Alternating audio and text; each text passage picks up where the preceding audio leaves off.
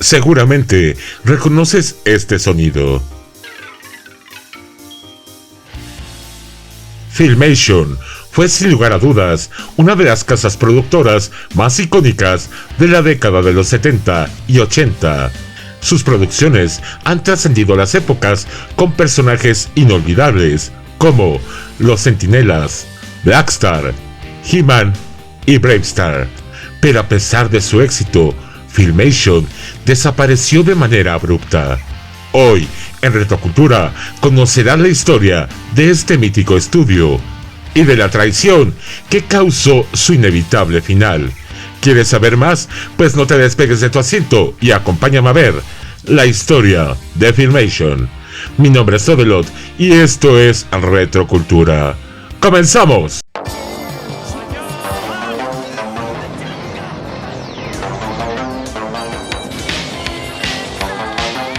¡Hadouken! Mención especial a los legionarios y miembros del canal: Claudia Navarrete, Nel MX, Pepe Carrillo, Oscar Silva, El Señor Frío, León Alfaro, Daniel Gustavo Pajes, Queller, Buck Duck, Marlene Senil, Erayans, Osvaldo Senil, Armando Burboa Castillo, César Espinosa, Viajes y Recuerdos, E. Cruz, Jenny Lane, MX Wolver, Adrián Lobo, Ricardo Peri, Wolf S. y a Corben Dallas por apoyar al canal con un supergracias o con una membresía. Legionarios, les agradezco de corazón por apoyar el proyecto de Retrocultura. Les mando un abrazo biónico de parte de su amigo Odelot. Muchas gracias. Y recuerden que ustedes también pueden apoyar el canal, ya sea con un supergracias o con una membresía mensual y recibir una mención especial de mi parte. Continuamos. Capítulo 1. El origen. Hablar de los orígenes de Filmation nos transporta a la hora lejano, 19 de octubre de 1928, día en que nació Lou Scheimer en Pittsburgh, Pensilvania. Hijo de inmigrantes judío-alemanes, desde niño, Lou mostró una inquietud natural por el dibujo, una pulsión que no lo abandonaría jamás. Esa pasión lo llevó a estudiar en la Universidad Carnegie Tech, hoy Carnegie Mellon, donde se graduó en Bellas Artes en 1952, con el lápiz como estandarte y la animación como destino. Lou creció con la influencia de clásicos de la literatura, como Tarzán y El Zorro. De igual modo, era un ávido lector de historietas en la época dorada del cómic.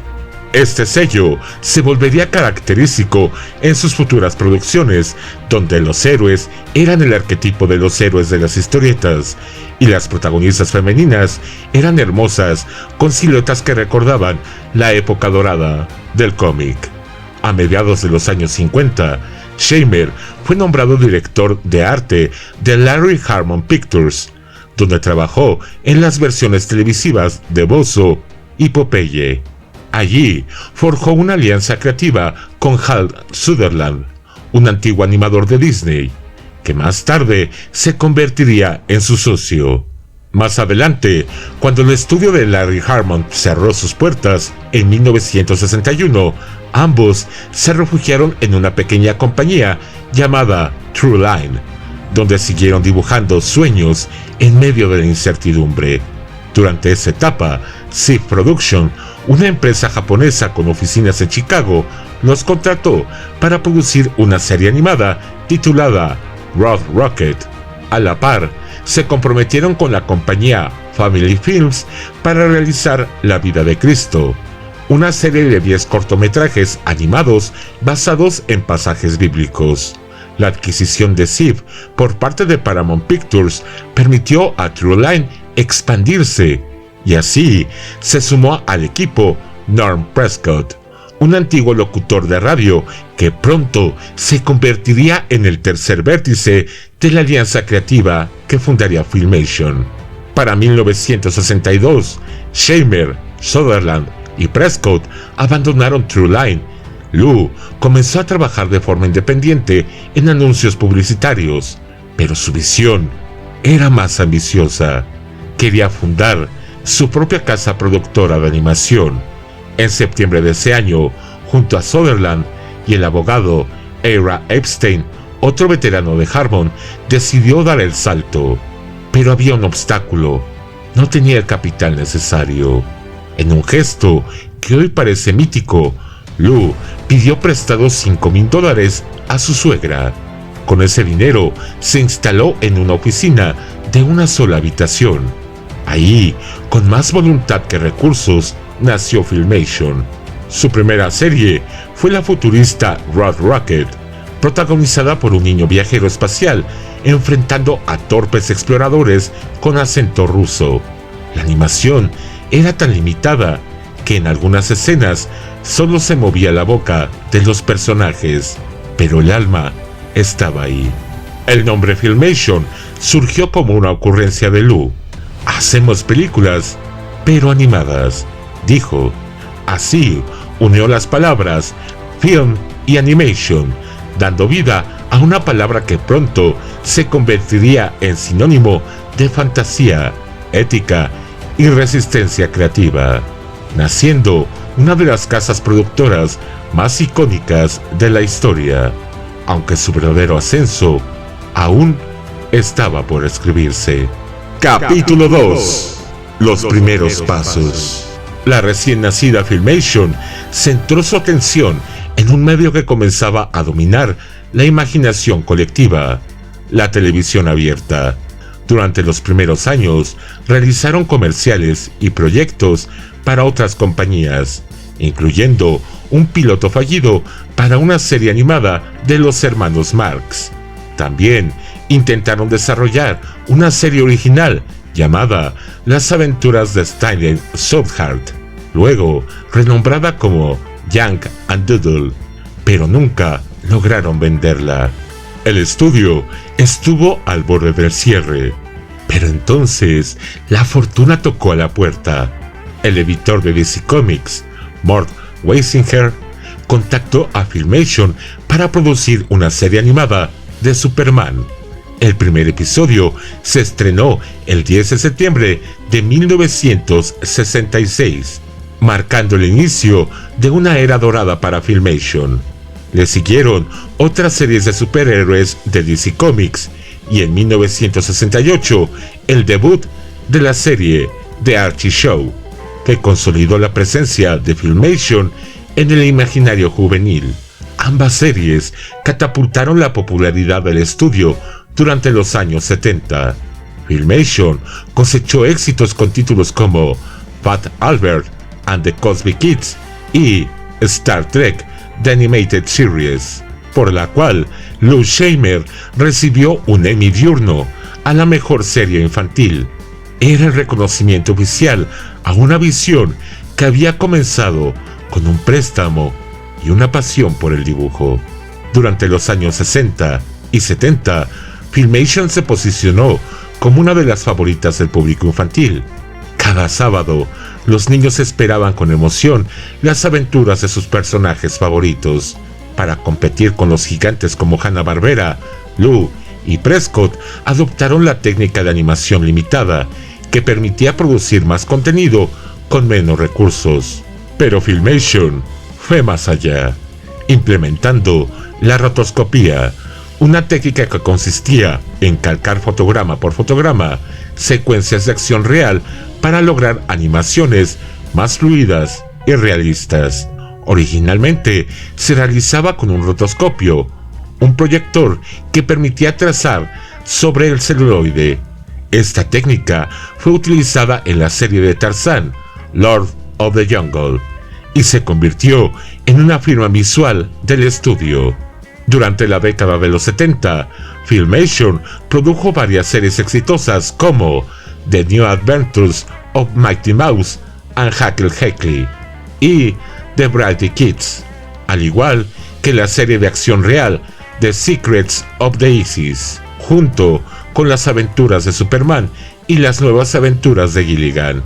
Pero a finales de los 70, llegó una de sus obras más ambiciosas, Las nuevas aventuras de Flash Gordon.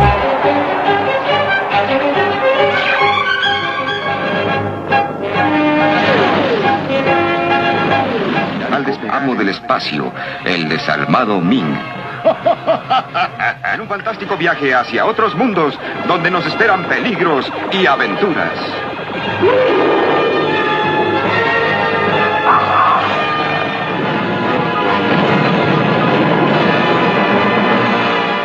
Un intento por capitalizar el fenómeno de Star Wars, Filmation desarrolló una serie animada que capturaba magistralmente el espíritu de los cómics pulp de los años 30.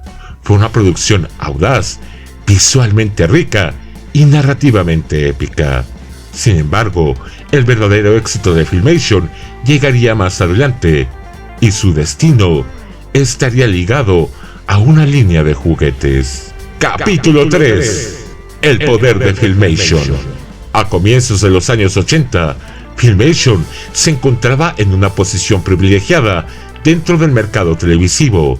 Series como Sport Billy, El Llanero Solitario y una de sus apuestas más ambiciosas, Blackstar, consolidaba su presencia.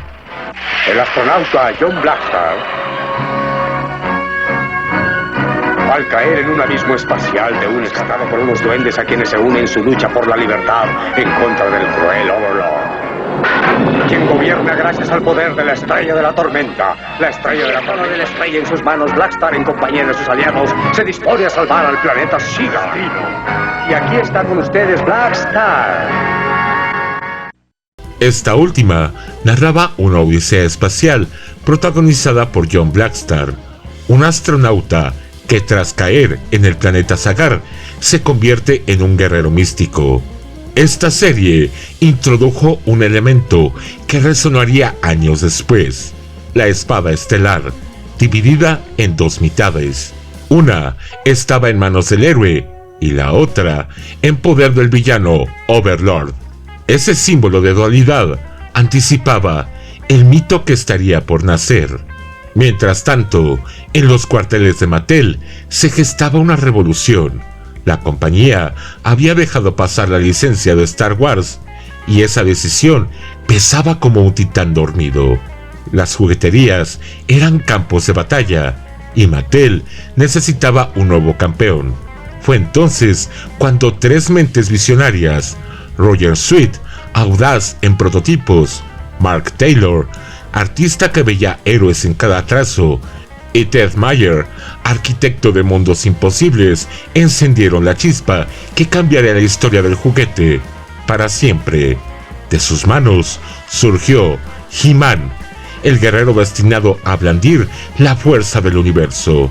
Aunque las figuras de acción venían acompañadas por minicómics que narraban las aventuras del campeón de Eternia, aquello no era suficiente para competir con el fenómeno galáctico de Star Wars. Mattel lo sabía. Un héroe tan grande necesitaba algo más que plástico y articulaciones. Requería un mundo que respirara, enemigos que desafiaran y una mitología que envolviera generaciones. Y así, como si se tratara de un pacto legendario, Mattel llamó a Filmation. Lou Scheimer, líder incansable del estudio, aceptó el reto, con la convicción de un artesano que entiende el peso de la eternidad. Bajo su mando, guionistas, animadores y soñadores dieron forma a lo que sería una de las caricaturas más legendarias de la década de los 80. Lou pidió solo una cosa: libertad creativa. Filmation haría uso de su técnica de rotoscopía junto con un renovado diseño de personajes para producir el primer comercial animado de la línea de juguetes. El resultado fue explosivo. Esta colección realmente despierta la imaginación de los niños. Son todo una leyenda. ¡Yo soy He-Man! ¡Y yo Skeletor, su enemigo! Son los amos del universo, la colección con la que los niños se divertirán y vivirán su propia leyenda en el castillo Grayskull. He-Man, Skeletor acaba de tomar el castillo Grayskull. Debemos detener su poder maligno. ¡Ay! ¡Destruyan el poder de He-Man! ¡Acaben con él! ¡Aquí estoy, Skeletor! ¡He-Man, cuidado! ¡Skeletor se escapa! Ahora Grayskull está a salvo. Nada está a salvo mientras Skeletor esté libre. Y la leyenda continúa con los amos del universo en acción. Legendarios personajes que te divertirán con la calidad y garantía. La serie de He-Man and the Masters of the Universe no solo catapultó las ventas, sino que posicionó a Filmation como una de las casas productoras más influyentes de la década. Durante ese periodo, la producción del estudio se enfocó casi exclusivamente en He-Man, dejando de lado otros proyectos. Pero en 1985, una nueva oportunidad tocó a la puerta de Filmation. Mattel quería lanzar una línea de figuras enfocada al público femenino, ambientada en el universo de Eternia. Filmation sería nuevamente el encargado de animar el proyecto, el cual llevaba el nombre de She-Ra, Princesa del Poder. La presentación oficial se dio a través de una película animada, El secreto de la espada, con un presupuesto de $2 millones. La cinta recaudó más de 7 millones, convirtiéndose en uno de los proyectos más exitosos de Filmation. El público de todas las edades se sumergió en las aventuras de Adora, la hermana perdida de He-Man, y su lucha junto a los rebeldes contra el tirano Hordak. Pero el poder de Filmation no se limitaba a Eternia. A mediados de los 80, Columbia Pictures se encontraba desarrollando la película Ghostbusters en 1984, cuando se topó con un obstáculo legal. El nombre ya estaba registrado por Filmation. Décadas antes, Filmation había producido una serie de acción real titulada The Ghostbusters, protagonizada por Forrest Tucker, Larry Storch y un gorila llamado Tracy. Columbia había filmado escenas usando el título sin tener los derechos, convencidos de que era el nombre ideal para su película. Filmation lo notó y exigió un pago por el uso de su nombre. Las negociaciones fueron rápidas. Columbia pagó una licencia para usar el nombre Ghostbusters, pero el acuerdo solo cubría la película y su promoción. Cuando el film se convirtió en un fenómeno mundial, Filmation quiso producir su propia serie animada basada en la película. Columbia se negó y en su lugar trabajó con la compañía Dick Entertainment para crear The Real Ghostbusters. Filmation, en respuesta, revivió su propia versión, una serie animada basada en su show original, protagonizada por los hijos de los personajes originales, junto con el gorila Tracy.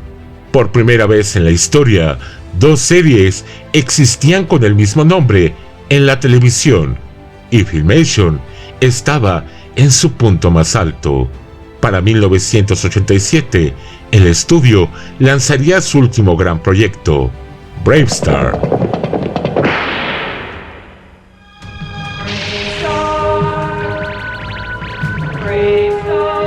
Texas se encontraba en problemas.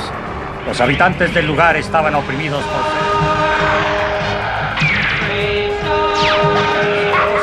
por agilidad de puma y oído de lobo, llegó para acabar con la terrible opresión.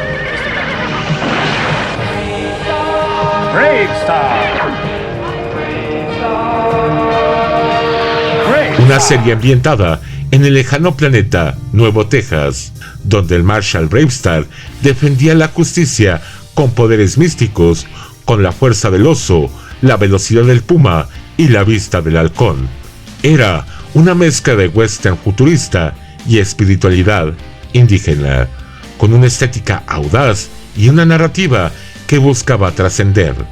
El ascenso de la casa productora, fundada por Lou Scheimer, parecía imparable, pero una traición silenciosa y devastadora estaba por cerrar el ciclo que había comenzado con un préstamo de $5,000 y un sueño dibujado en una oficina de una sola habitación.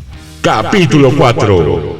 La traición y la caída. La caída de Filmation no fue abrupta, sino el resultado de decisiones que, en su momento, parecían necesarias para sostener el sueño de Lou Scheimer, pero que con el tiempo se convertirían en grietas profundas en los cimientos del estudio. En 1969, con el objetivo de asegurar la sindicación y ampliar la distribución de sus productos, Scheimer vendió gran parte de los activos de Filmation a Teleprompter Corporation. 2 años después, en 1971, se firmó un acuerdo con Warner Bros. Para distribuir dibujos animados tanto en cine como en televisión. La estrategia funcionó. Filmation se había expandido y Scheimer permaneció al frente del estudio, guiándolo hacia nuevas fronteras.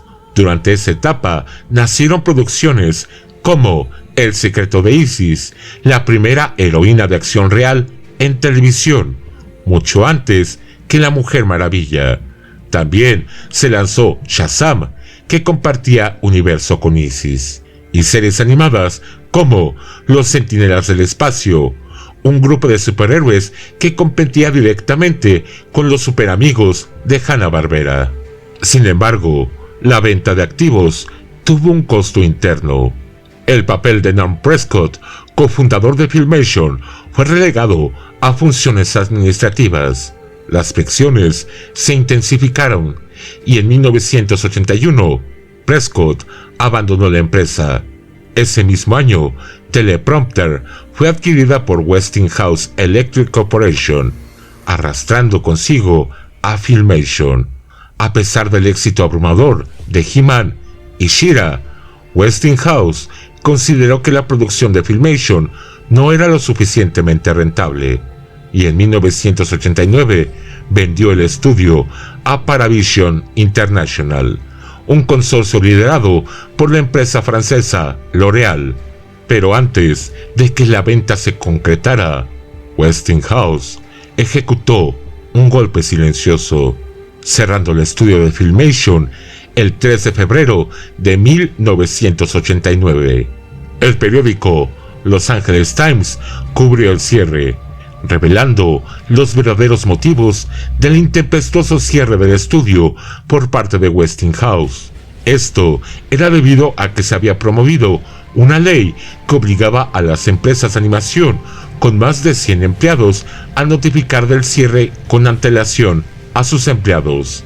Esta ley buscaba proteger a los trabajadores ante la tendencia de las casas productoras por subcontratar estudios de animación en Japón, con el pretexto de abaratar costos de producción.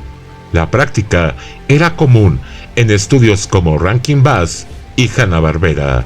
Filmation era el último bastión de animación 100% estadounidense, con un total de 229 empleados al momento del cierre. El estudio tenía en producción 2 nuevos proyectos, Bugs Burg y Bravo, este último una historia derivada de Bravestar. Pero Westinghouse aceleró la venta antes de que la ley entrara en vigor y así ahorrarse la indemnización, dejando a sus trabajadores sin aviso ni despedida. Lou Scheimer, al enterarse, enfureció. Intentó comprar la compañía para evitar el cierre, pero ya era demasiado tarde. El estudio, que había alegrado las tardes de millones de niños en todo el mundo, cerraba sus puertas sin ceremonia, sin justicia, sin redención. Según fuentes cercanas, aunque L'Oréal respaldó financieramente la compra, fue el financiero británico Michael Stevens quien lideró el grupo que adquirió Filmation. incluyendo los derechos de Laurentiis Group, la mítica compañía creada por Dino De Laurentiis, quien produjo Conan el Bárbaro. Durante la década de los 90, los derechos de la biblioteca de Filmation pasaron por varias manos, como Hallmark, luego Entertainment Rights de Reino Unido, y finalmente NBC Universal y DreamWorks Classics. El legado se fragmentó, pero nunca se extinguió. Lou Scheimer trató en varias ocasiones de regresar al medio de la animación, creando la historia de Hero, hijo de He-Man y los Amos del Universo. Esto en 1996. Lou Scheimer presentó esta serie a Dick Entertainment, pero nunca llegó a producirse. La serie estaba concebida como una secuela de la serie animada de He-Man y los Amos del Universo, que Scheimer había producido con Filmation. Lamentablemente, Dick Entertainment mostró poco interés en el proyecto, que nunca pasó de la Biblia que creó Scheimer. Pasaron los años, y tristemente, Lou Scheimer, quien al final de sus días luchó férreamente contra el mal del Parkinson, perdió su lucha contra la enfermedad y falleció el 17 de octubre del año 2013 en su hogar en Tarzana, California, rodeado de sus seres queridos. Su partida no solo fue la despedida de un artista, sino el cierre de una era. Pero su legado, ese que nació con un préstamo de $5,000 y una pasión por el dibujo, vive en cada niño que alguna vez creyó en el poder de Grayskull, en cada espada dividida, en cada héroe que luchó por el bien sin pedir nada a cambio. Filmation no fue solo un estudio, fue un acto de fe, un relicario animado que resistió hasta el último trazo, y cuyo legado vivirá siempre en todos nosotros y en la retrocultura. Y hasta aquí nuestro especial de Filmation, un estudio que nos enseñó a soñar con sus fantásticos personajes, y cuyo recuerdo brillará como la estrella más brillante del cielo de la retrocultura. Si el video te gustó, dale like y compártelo con más amantes de la cultura retro. También, si lo deseas, puedes unirte como miembro del canal para ayudar a crear más y mejor contenido como este. Mi nombre es Odelot. Nos vemos en la próxima.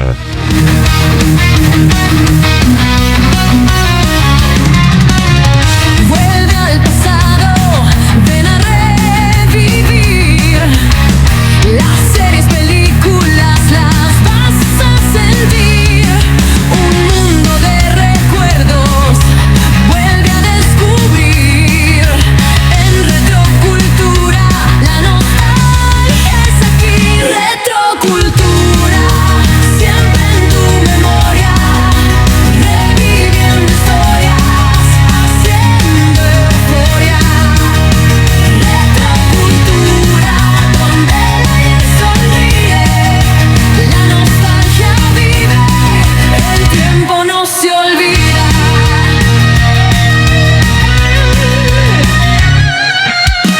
De los 80s y 90s también, cada reseña te transporta muy bien. Risas, lágrimas, emociones sin fin. Retrocultura es el portal a lo que fui. Retrocultura, siempre en tu memoria, reviviendo historias, haciendo euforia. Retrocultura, donde el ayer sonríe, la nostalgia vive, el tiempo no se olvida. Si extrañas tu niñez, aquí puedes volver. Recuerdos en paz.